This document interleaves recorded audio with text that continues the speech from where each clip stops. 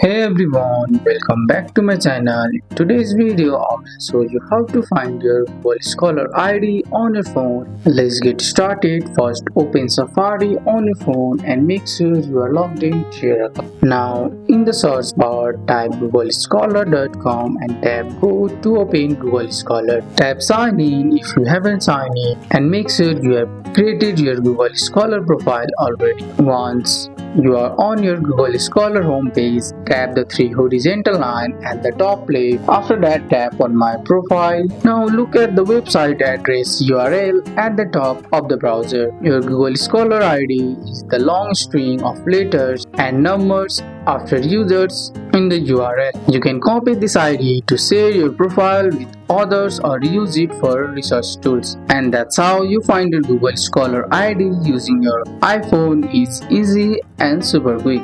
That's all for today's video, guys. I hope you guys like this video. If you found this video helpful, drop a like, subscribe for more videos. Thanks for watching. See you in the next one.